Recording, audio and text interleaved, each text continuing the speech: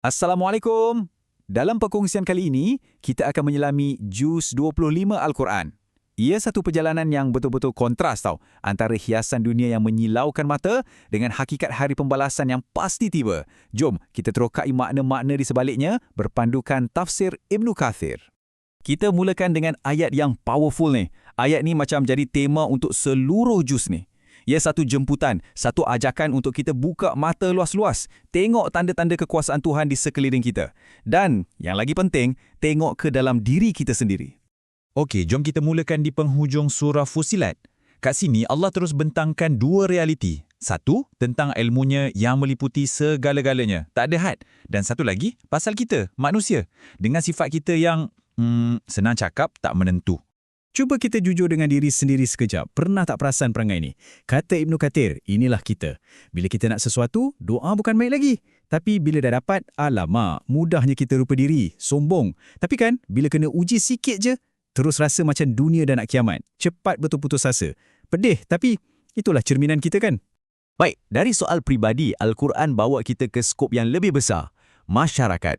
Kita masuk surah Asy-Syura. Dari nama surah ni pun dah boleh agak. Syura atau mesyuarat, mesej utamanya adalah tentang kebersamaan dan keadilan yang dicapai melalui perbincangan. Ada satu poin penting yang Ibnu Kathir tekankan kat sini. Ajaran yang dibawa oleh semua nama-nama besar ni, mesej terasnya cuma satu. Tauhid. Tak ada Tuhan lain selain Allah. Ia macam satu benang emas yang menyambung semua ajaran langit. Dan satu amaran keras, jangan berpecah belah dalam bab akidah. Jadi, apa sebenarnya syura ni?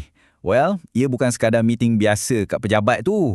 Al-Quran letak syura ni pada taraf yang sangat tinggi, sebaris dengan solat dan taat pada Allah.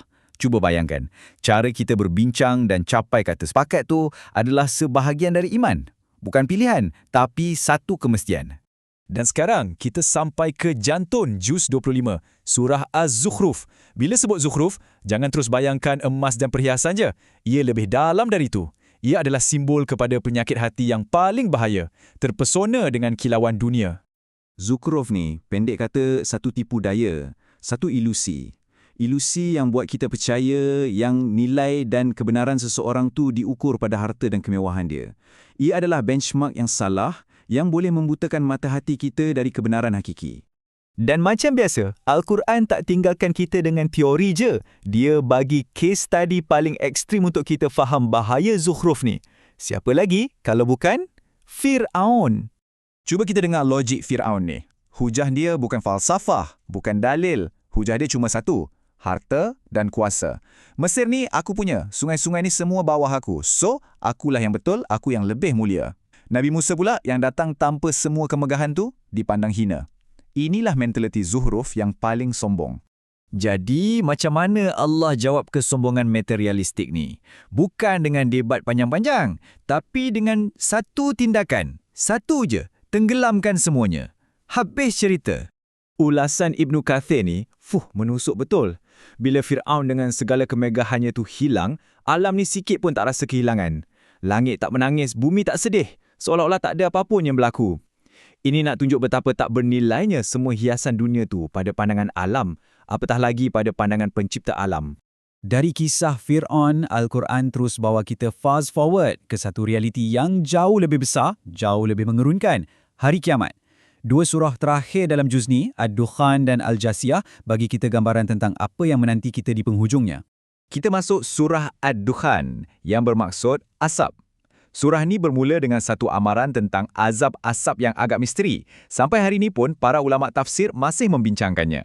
Ibnu Kathir kemukakan dua pandangan utama. Pandangan pertama, dari Ibnu Mas'ud, kata asap ni dah berlaku dulu masa zaman kemarau teruk di Mekah. Pandangan kedua pula, dari Ali bin Abi Talib kata, belum lagi. Ia adalah salah satu tanda besar kiamat yang akan datang nanti. Perbezaan pandangan ni menunjukkan betapa dalamnya lautan ilmu tafsir Al-Quran. Dan akhirnya, sampailah kita ke babak penamat, pemandangan terakhir dalam perjalanan kita menelusuri Juz 25, Surah Al-Jathiyah. Al-Jathiyah, maksudnya yang berlutut. Cuba kita pause kejap dan bayangkan suasana tu.